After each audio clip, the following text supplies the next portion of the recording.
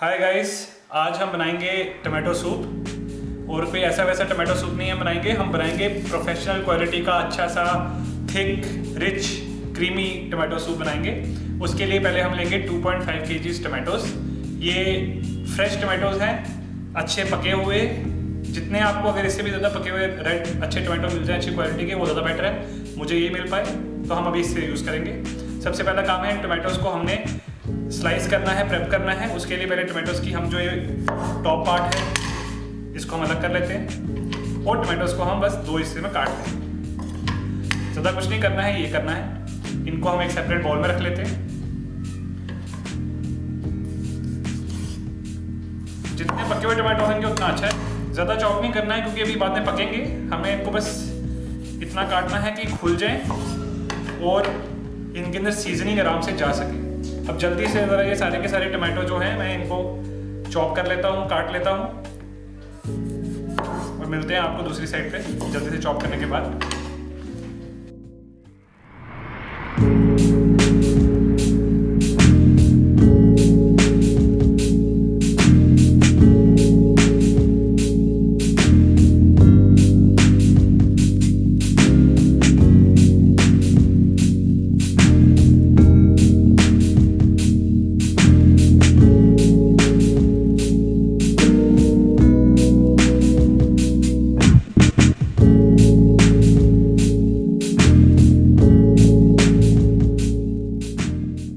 Okay guys, तो हमने tomatoes को काट लिया है।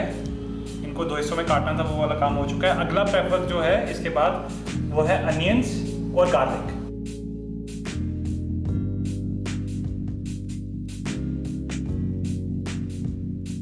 प्याज कर लेते हैं। प्याज का सूप के अंदर 2 रोल हैं। पहले एक तो ये स्वीटनेस की तरह काम आता है और दूसरा ये फ्लेवर बिल्डअप में काम आता है। तो 4 प्याज लिए हैं हमने, ज़्यादा बड़े साइज़ के नहीं, मीडियम साइज़ के प्याज हैं। इनको काटना कैसे है, रफली चॉप करना है क्योंकि बाद में हमने सारे सूप को ब्लेंड करना है। ये छिले हुए प्याज है, मैं इनको सिंपल डीज में काट रहा हूँ और सारे प्याज को हम ऐसे काटेंगे। ज़्यादा ब्रेक काटने की ज़रूरत नहीं है।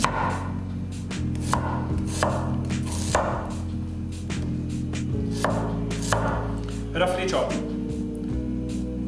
जल्दी से प्याज खत्म कर लेते हैं काटना। तो प्याज हमारे रफली चॉप हो गए हैं। अब अगला काम है लहसुन का। इनको भी हमने रफली ही चॉप करना है। जल्दी से इनको चॉप कर लेते हैं।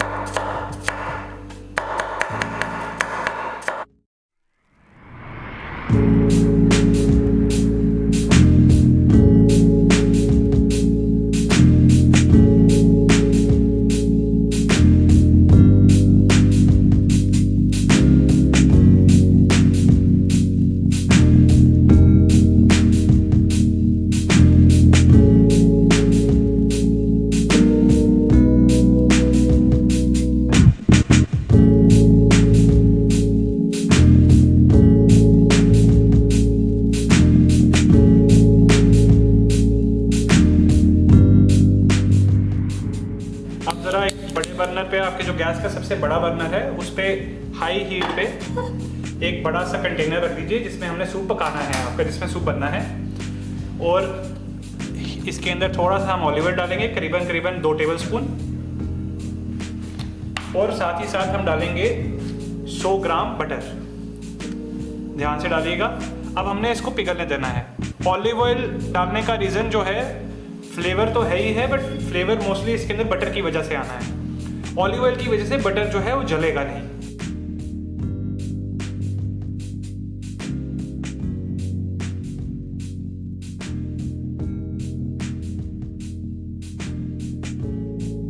जैसे जैसे पिघलता जाएगा बटर, जैसे आप देख सकते हैं, ये हमारे को रिचनेस में काम आएगा। अब जल्दी से पहले इतने ही बटर को पिघलने के बाद हम इसके अंदर अनियन जो हमने चॉप किए थे, जो प्याज चॉप किए थे, वो हम फिट कर डाल देंगे। हमने अनियन को पूरा पकाना नहीं है, इनको ट्रांसलूसेंट होने तक हमने इनको थोड़ा सा सॉटे करना है बटर में। इनको थोड़ा सा हिला के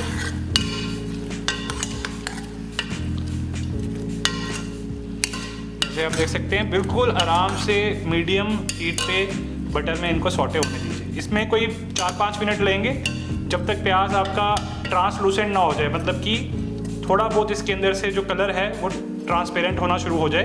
तब हमने आगे का स्टेप करना है। अनियन है अभी कुक होते हुए इनको 3 से 4 मिनट हुए हैं और ये ट्रांसलूसेंट हो गए हैं। अब आप डरिए नहीं इतना बटर देखिए, क्योंकि जो टमाटर की क्वांटिटी है हमारी 2.5 किलो, उसके लिए ये बटर नेसेसरी है। इस स्टेज पे हम इसके अंदर लहसुन जो हमने काटा था हम वो डाल देंगे। लहसुन बाद में डालने का पर्पज़ ये है कि लहसुन जले ना। प्याज से लहसुन को कम टाइम लगता है, हम लहसुन का फ्लेवर चाहते हैं बटर में भी और सूप के अंदर भी, तो इसलिए थोड़ा लेट डाल रहे हैं। इसको भी अब हम कोई 1 मिनट के लिए पकाएंगे, सौटे करेंगे। गैस लहसुन को डाले हुए हमें 2 मिनट के आसपास का टाइम हो गया है। लहसुन के पीस हमने थोड़े मोटे रखे थे तो इसलिए 2 मिनट भी चलेगा। लहसुन आप जैसे देख सकते हैं अगर तो पका नहीं है, ब्राउन नहीं हुआ है, बस थोड़ा थोड़ा ट्रांसलूसेंट होना शुरू हुआ है। इस टाइम पे हम अगला स्टेप करेंगे और वो स्टेप में हम इसके अंदर जो हमें मसाले वगैरह डालने हैं वो यूज़ करेंगे। शुरू करेंगे हम इसमें करीबन 1 टेबलस्पून लाल मिर्च पाउडर, 2 टेबलस्पून धनिया पाउडर,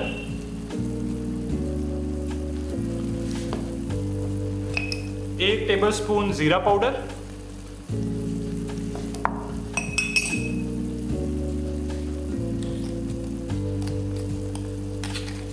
1 टेबलस्पून सॉल्ट अभी के लिए, बाद में हम एडजस्ट कर लेंगे अगर जरूरत पड़ेगी सीजनिंग को एडजस्ट करने की तो, और थोड़ा सा, बिल्कुल थोड़ा सा फ्लेवरिंग के लिए ऑरेगेनो, ड्राइड ऑरेगेनो। इनको ज़रा मिक्स कर लेते हैं। मसालों को मक्खन में इस वक्त डालने का पर्पज़ सिर्फ इनको भुनना है हल्का सा, तो 10 से 15 सेकंड के लिए इनको करना है, ज़्यादा देर के लिए नहीं करना वरना जल जाएंगे। हीट मैंने अभी लो पे कर दी है और खुशबू बहुत अच्छी आ रही है इससे, मसालों की खुशबू, फ्रेगरेंस जो है वो फैल गई है। अब हम इस टाइम पे इसके अंदर जो टमाटर हमने काट के रखे हुए हैं वो सारे एक ही थोड़ा थोड़ा करके डाल दें। टमाटर डालते वक्त अपनी हीट हाई पे कर लीजिए, क्योंकि इससे जो टेम्परेचर है बर्तन का वो कम हो जाएगा, टमाटर इतने डालेंगे एक साथ तो।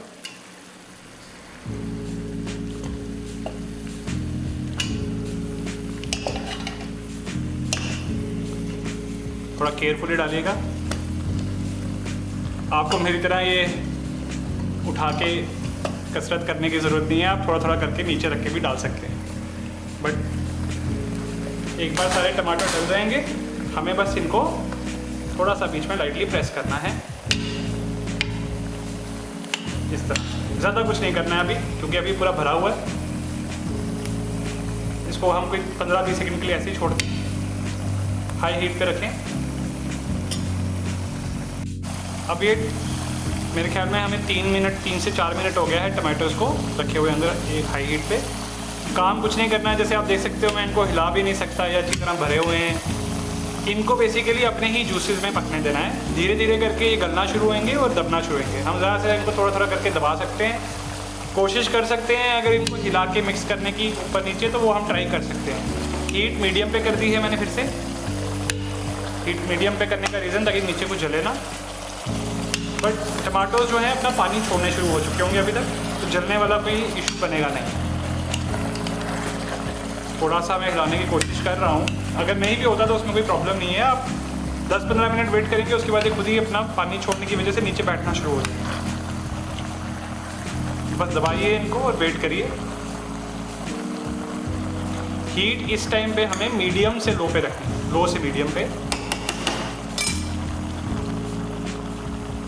ये बन रहा है, तब तक मैं सोच रहा हूँ कि इंस्टाग्राम पे अकाउंट बना लें। ये हमारा पहला वीडियो है इस चैनल का, तो साथ ही साथ आपको हम इसी नाम से, जिस नाम से चैनल होगा इसी नाम से मैं इंस्टाग्राम पे नीचे डिस्क्रिप्शन में लिंक छोड़ दूँगा।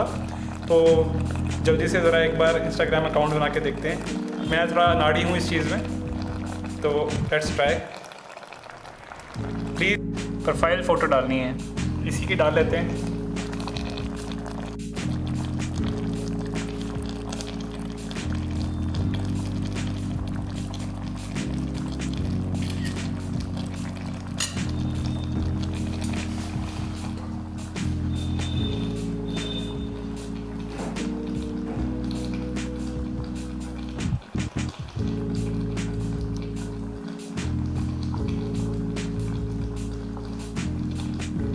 चलिए जी, अकाउंट बन गया। पिक्चर मैंने शायद अच्छी नहीं खींची बट इसको हम बाद में चेंज कर देंगे।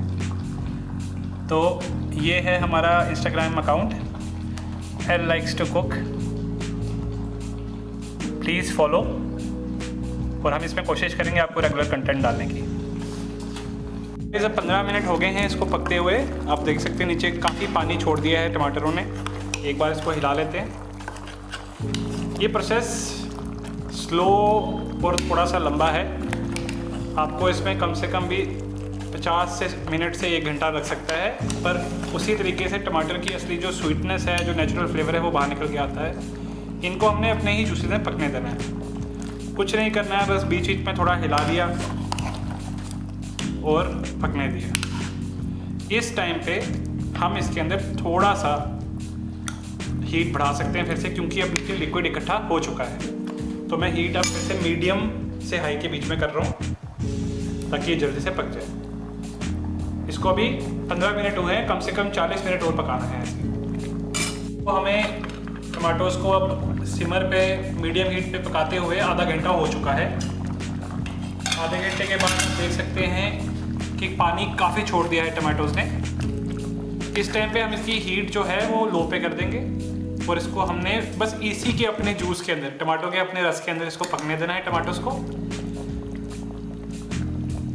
और लो हीट पे इसको हम पकने देंगे। इस टाइम पे जब काफ़ी पानी टमाटर ने छोड़ दिया हुआ है, उस टाइम पे हम इसके अंदर सूप की थिकनेस बढ़ाने के लिए इसमें थोड़े चावल डालेंगे। चावल का काम है स्टार्च रिलीज करके सूप को थिक करना। तो उसके लिए हमको लगभग 3 टेबलस्पून जो चावल हैं धुले हुए, ये हम इसमें डाल देंगे। और हमारा काम यह है कि चावल भी जो है टमाटोज़ के साथ साथ पक जाए। 3 ही टेबलस्पून ये मैंने भिगो के रखे थे थोड़े से, तो वो हमने डाल दिए। इनको ज़रा एक बार हिला लेते हैं, बीच में मिक्स कर लेते हैं। और चावल बाद में ग्राइंड हो जाएंगे सूप के साथ, बाकी चीज़ों के साथ, और जो दाने बचे होंगे फिल्टर हो जाएंगे। तो हमें डरने की ज़रूरत नहीं है कि बीच में चावलों का कुछ पता लगेगा या कोई फ्लेवर आएगा। कुछ कभी कभी हम इसमें आटे से भी, आटे का रू बना के, रू बोलते हैं अंग्रेज़ी में या मेरे ख्याल में फ्रेंच में। रू होता है कि मक्खन के अंदर आप आटे को भूनते हैं और फिर उसके अंदर आप कोई लिक्विड डालते हैं चीज़, जिससे कि थिकनेस आती है उस लिक्विड में। कुछ लोग स्टार्च, पोटैटो स्टार्च, अरारोट यूज़ करते हैं। हम चावल यूज़ करेंगे, चावल का अपना कोई फ्लेवर नहीं आएगा, बट थिकनेस ज़रूर आ जाएगी, थोड़ा सा क्रीमीनेस आ जाएगी इसके अंदर। अब इसको हमने हिला लिया है, चावलों को बीच में मिक्स कर लिया है। इसको हमने आधा घंटा पकने देना है, उसमें चावल भी पक जाएंगे, और आधा घंटा इसको हम सिमर पे, कम लो हीट पे इसको हमने ढकने के बाद पकने देना है आधा घंटा और कम से कम, जब तक कि टमाटर जो हैं पूरी तरह गल ना जाए, पक ना जाए, बिल्कुल नरम ना हो जाए। सूप जो है लो हीट पे, सिम पे पकते पकते टमाटोज़ को 1 घंटा हो गया है, लगभग 1 घंटा हो गया है। 50 minutes to 1 hour it's complete. अब आप देख सकते हैं कि जो सूप है जो टमाटोज़ थे वो बिल्कुल गल चुके हैं, पानी छोड़ चुके हैं, ये देख रहे हैं आप बिल्कुल। जो चावल हमने बीच में डाले थे वो भी पक गए हैं और सूप काफ़ी थिक हो गया है, इसकी कंसिस्टेंसी काफ़ी थिक है। इस टाइम पे ज़्यादा कुछ नहीं करना है, एक बार ज़रा हम इसको टेस्ट कर लेते हैं सीजनिंग के लिए कि कुछ कमी तो नहीं है, कुछ ज़्यादा कम तो नहीं डालना।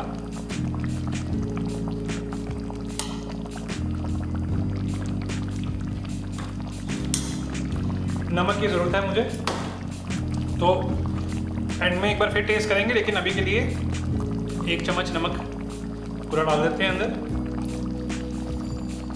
साथ में थोड़ी मिर्ची मेरे से ज़्यादा डल गई है, थोड़ी स्पाइसी ज़्यादा हो चुकी है, बट कोई बात नहीं। उसके लिए हम इसमें थोड़ा बैलेंस करने के लिए आधा चम्मच चीनी डाल देंगे, छोटा टीस्पून, और थोड़ा सा धनिया पाउडर ज़रूर डालेंगे इसके अंदर, कम से कम भी 1 टेबलस्पून धनिया पाउडर का, जो हम इसमें डाल देंगे। इसको मिक्स कर लेते हैं और हम सीजनिंग के लिए एंड में भी चेक करेंगे एक बार, बट अभी के लिए हम इतना रखेंगे। अब सूप बहुत थिक हो चुका हुआ है, टमाटर इसके अंदर पक गए हैं, बट ये ग्राइंड करने के बाद काफ़ी थिक हो जाएगा। थोड़ा हमें इसको पतला करना है, तो उसके लिए हम इसके अंदर थोड़ा पानी डाल देंगे। ये काफ़ी कट चुका है, तो एटलीस्ट 200 मिलीलीटर से 250 मिलीलीटर पानी डालेंगे। इस टाइम आपको हीट जो है फिर से हाई पे करनी है, और अगर हमें बाद में पानी और चाहिए होगा तो हम वो डालेंगे।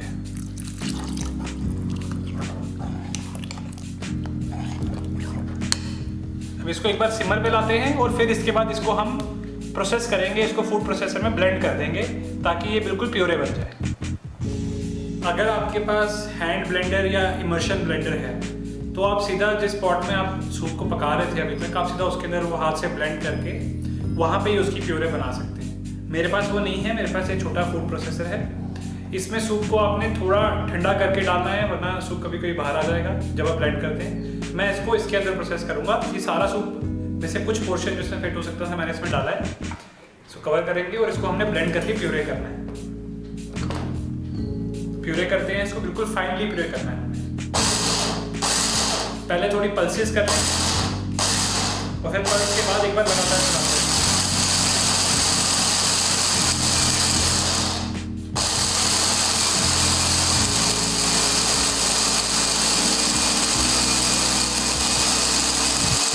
अब जो हमने प्यूरी किया है उसको हमने छानना है। उसके लिए मैंने एक बाउल ले लिया है बड़ा सा, जिसके अंदर की इवेंचुअली सारा हमारा लिक्विड जो सूप का है वो जाएगा और हम जल्दी से ज़रा इसको प्यूरे को छान लेते हैं। तो उसके लिए केयरफुली पहले आप ज़रा ये ब्लेड निकाल लीजिए बाहर और ये हमने इसके अंदर डाल देना है। और अगर ये ठंडा हो प्योरे, जिसमें जब आप प्योरे कर रहे हो ये सूप ठंडा हो तो ज़्यादा बेटर रहता है।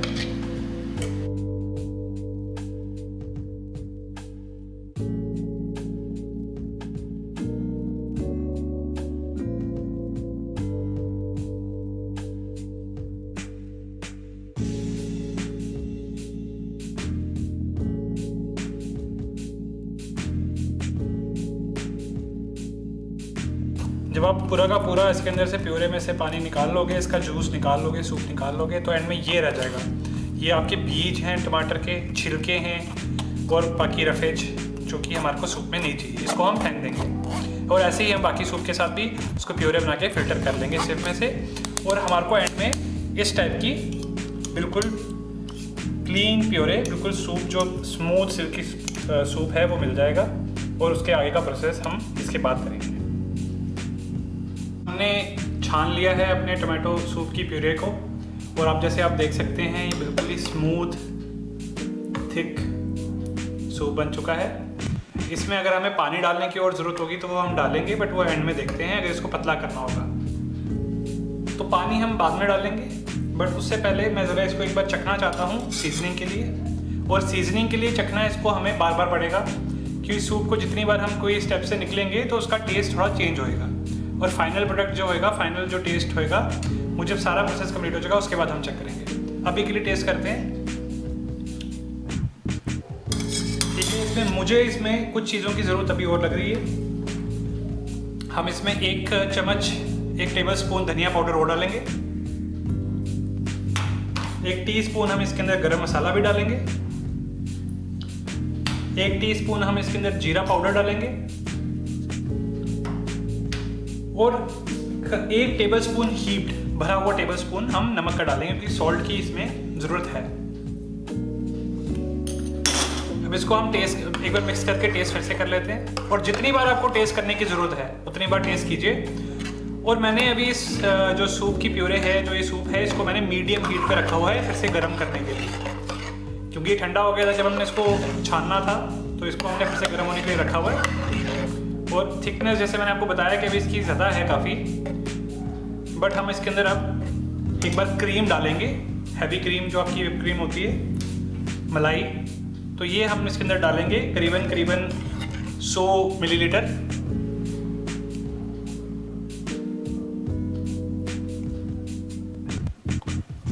और इसको भी हम मिक्स कर लेंगे बीच में। अब हमने मसाले डाल के मिक्स कर दिए, क्रीम मिक्स हो चुकी है अच्छी तरह इसके अंदर। बट जैसे कि मैं आपको बता रहा था कि इसकी थोड़ी सी थिकनेस ज़्यादा है, मुझे थोड़ा सा ऐसे पतला चाहिए, तो मैं इसके अंदर करीबन 200 मिलीलीटर पानी और डालूंगा। 200 मिलीलीटर पानी डाल लेते हैं, उससे ये थिकनेस जो है मेरे पसंद के लायक की हो जाएगी। हाँ, ये काफ़ी है। और चखने के बाद मुझे लगा कि इसके अंदर थोड़े से सॉल्ट की और ज़रूरत है, तो हम इसको सॉल्ट थोड़ा सा और डालेंगे। आप अपने हिसाब से सॉल्ट चखिए, डालिएगा। आधा टेबल स्पून डाल दिया है। इसको मिक्स कर लेते हैं और जब तक ये गर्म होता है, क्योंकि हमने इसको बॉईल पे लाना है फिर से, और सूप का मज़ा गरम गरम पीने का ही है, तो जब तक ये बॉईल होगा तब तक हम अपनी साइड डिश जो हमने इसके साथ खानी है, ग्रिल्ड चीज़ सैंडविच, हम वो बनाते हैं।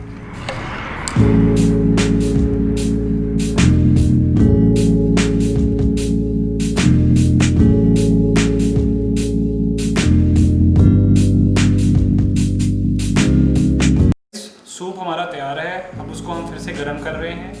एक बार अच्छे टेम्परेचर पे, हीटिंग टेम्परेचर, बॉइलिंग टेम्परेचर पे आ जाएगा तभी पीने का मज़ा आएगा।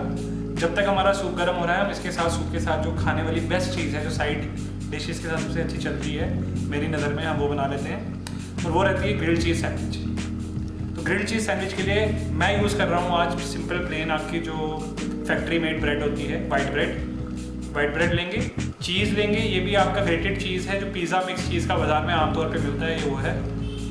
साथ में बटर हमने थोड़ा रूम टेम्परेचर पे इसको सॉफ्टन कर लिया है, या फिर अगर आपके पास मौसम ठंड सर्दी का है, ये टाइम कम है, तो माइक्रोवेव के अंदर लो पावर हो गया 100 वाट के ऊपर, इसको 30 से 40 सेकंड के लिए आप मक्खन को डालिए तो बिल्कुल सॉफ्ट हो जाएगा। जैसे कि आप देख सकते हैं बिल्कुल नरम मक्खन है। इसका पर्पज़ क्या है नरम करने का, वो जब हम ब्रेड के ऊपर फैलाएंगे तो उसमें आसानी रहती है, तो नरम मक्खन का वो फ़ायदा है। Let's start making this grilled cheese के लिए फिर हमने जो सॉफ्टन बटर किया है अपना सॉफ्टन, उसको हम पहले ब्रेड के ऊपर लगाएंगे और अच्छी लेयर लगा देंगे। और ये सॉफ्ट बटर लगाने का फ़ायदा ये है, बटर को थोड़ा सा सॉफ्ट रूम टेम्परेचर पे लाने का फ़ायदा ये है कि आराम से ब्रेड के ऊपर बिना ब्रेड को डैमेज किए हुए लग जाता है, और हमने लेयर थोड़ी ठीक रखनी है। और ये सॉल्टेड बटर है नॉर्मल, जो आपको मार्केट में मिलता है, नॉर्मल क्वालिटी का बटर अच्छा। और दोनों पीसीस पे हम सॉफ्ट बटर जो है फैला लेंगे, बिल्कुल प्रॉपर तरीके से लगाइए। We want it from end to end, एक कोने से दूसरे कोने तक अच्छा बटर का लेयर होना चाहिए। उसका रीज़न क्या है वो मैं आपको भी समझाता हूँ थोड़ी देर में। तो मक्खन का अंदर वाली साइड हमने लेयर लगा दी है, और ग्रिल्ड चीज़, खूब सारी ग्रिल्ड करने के लिए चीज़ अंदर इसके अंदर डाला होगा तभी ग्रिल्ड चीज़ बनेगी। तो खूब सारा चीज़ डाली, अच्छी तरह भरी है इसको। हमें वो चीज़ का स्ट्रेच, वो पुल हमें चाहिए। जब पक जाएगा उसके बाद मक्खन अंदर वाली साइड लगाने का रीज़न ये है कि अच्छा फैटी ग्रिल्ड चीज़ बनता है और करारा बनता है। अंदर से मक्खन जो है इसको निकालने में हेल्प भी करता है। भर के चीज़ डालिए। ग्रिल्ड चीज़ के लिए ऐसे तो इसके ऊपर भी फ्लेवर डालने की ज़रूरत नहीं है, कोई एक्स्ट्रा मसाला, कोई सॉल्ट डालने की ज़रूरत नहीं है, क्योंकि सूप के अंदर कॉम्प्लीमेंट्री डिश है, सूप के साथ साइड डिश है। सूप के साथ मज़ा आता है इसको डुबा के खाने का भी। बट मुझे अपने ग्रिल्ड सैंडविच के अंदर थोड़ा सॉल्टीनेस अच्छा लगता है, थोड़ा बहुत फ्लेवरिंग कुछ हर्ब्स की मुझे अच्छी लगती है, तो मैं वो डालूंगा। आप चाहें तो ये स्टेप स्किप कर सकते हैं, उसमें कोई प्रॉब्लम नहीं है। तो पहले मैं थोड़ा सा नमक डालूंगा, पिंच ऑफ सॉल्ट, और वो मैं थोड़ा सा पिंच ऑफ सॉल्ट जो है सारे पे डाल देता हूँ, और ये आपके फ्लेवर के हिसाब से है तो बढ़िया रहेगा। इसके अलावा मैं थोड़ी सी काली मिर्च डालना चाहता हूँ, वो भी ज़्यादा नहीं डालेंगे, एक पिंच ऑफ थोड़ी सी पिंच डालेंगे ब्लैक पेपर की, काली मिर्च की, सारे पे खिला दीजिए अच्छे से। ये आपके स्वाद के लिए है, टेस्ट जितना आपको अच्छा लगे। और लास्टली थोड़ा सा एक्स्ट्रा फ्लेवर के लिए मैं थोड़ा सा ऑरेगेनो डालूंगा, ताकि उसका फ्लेवर हमारे को टोमेटो सूप के साथ साथ कॉम्प्लीमेंट्री सैंडविच में भी आए। ज़्यादा नहीं डालनी है, थोड़ी सी पिंच अपने स्वाद के अनुसार। तो चीज़ हो गया है तैयार, उसके ऊपर सीजनिंग मैंने डाल दी है। अब हमने ब्रेड को जो है मक्खन वाली साइड इस बार ऊपर वाली साइड रखेंगे, और इसको हमने इसके ऊपर रख देना है। अब ये अगला काम है इस चीज़ को तवे के ऊपर लेके जाना। चलिए उधर चलते हैं। तो गाइस ये एक तवा, नॉर्मल तवा है, नॉनस्टिक नहीं है, आप नॉनस्टिक पैन भी यूज़ कर सकते हैं, बट ये मैं normal cast iron pan use कर रहा हूँ, मोटा तवा जो नॉर्मल आपका चपाती वगैरह बनाने में काम आता है। इसको मैंने अभी लो हीट पे रखा हुआ है, और जब ये थोड़ा सा गर्म हो जाए, आपको मेरे को 1 इंच ऊपर से हीट फील होने शुरू हो गई है, लो हीट पे रखते हुए मेरे को थोड़ा सा मक्खन इसके ऊपर डालना है। ज़्यादा नहीं फैलाने की जरूरत है, थोड़ा सा मक्खन, क्योंकि सैंडविच में हमने आगे मक्खन काफ़ी डाल दिया है। तो ये मक्खन डालने के बाद हम जो सैंडविच है, अगर आपको याद होगा तो जो हमने सैंडविच बनाई थी, एक साइड मक्खन वाली बाहर रखिए, एक साइड अंदर रखिए। जिस साइड नीचे वाली साइड में मक्खन नहीं है, हम उस साइड से इसको प्लेस कर देंगे, और इसको हम ऐसे छोड़ेंगे थोड़ी देर के लिए, 2 से 3 मिनट कम से कम भी, या जब तक ये ब्राउन ना हो जाए नीचे से, तब तक हमने इसको लो हीट पे पकने देना है। पर्पस लो हीट पे पकने देने का ये है कि चीज़ मेल्ट हो जाए अंदर, और चीज़ की जो स्ट्रिंगीनेस है, जो मेल्टेड चीज़ है, वो अच्छा दिखे। अब हम इसको 2 से 3 मिनट ब्राउन होने तक पकाते हैं, तो उसके बाद देखते हैं क्या होता है। 2 से 3 मिनट तक हो चुके हैं इसको एक साइड पे पकते हुए। अब हमें इसको पलटना है। तो पलटने के लिए आप एक स्पैचुला ले लीजिए और उससे इसको केयरफुली पलट लीजिए। अगर आप आवाज़ सुन सकते हैं, करारी तो ये हो गई है। अब हमने इसको मक्खन जो दूसरी साइड लगाया है उसका पर्पज़ ये था कि हमें दूसरी बार मक्खन ना लगाना पड़े। अब वो मक्खन जो है इसको कुक करेगा वहाँ पे, और इस साइड भी हम इसको 2 से 3 मिनट पकने देते हैं जब तक कि ब्राउन ना हो।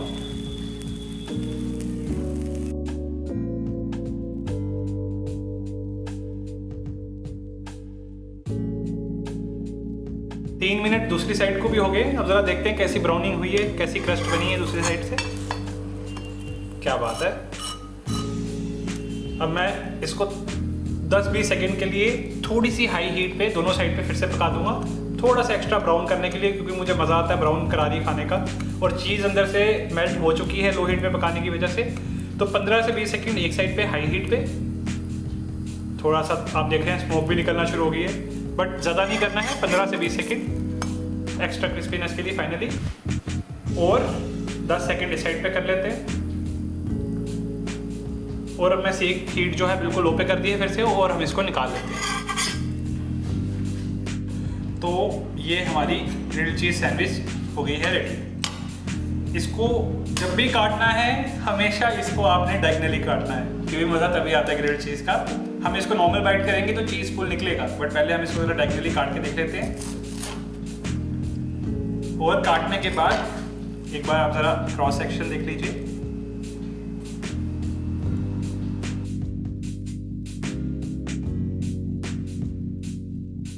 सूप में डिबो के खाने से पहले एक बार ज़रा सैंडविच को आजमा के देख लेते हैं, टेस्ट करते हैं कैसी बनी है, चीज़ कैसा मेल्ट हुआ है। तो लेट्स ब्रेक इट। यस, ये है बात। हमारा सूप जो है रेडी हो चुका हुआ है, हमारी सैंडविचेस रेडी हैं, देख सकते हैं आप। बिल्कुल सिल्की स्मूथ सूप बन चुका है। तो इसको गाइस एक बाउल में डाल लेते हैं। इसकी फ्रेग्रेंस बहुत ही अच्छी आ रही है, मैं टेस्ट करने के लिए इंतज़ार नहीं कर सकता। जल्दी से इसको फिनिश करते हैं। बाउल में हमने डाल दिया है सूप। इसको गार्निश के लिए मैं यूज़ करूँगा थोड़ी सी क्रीम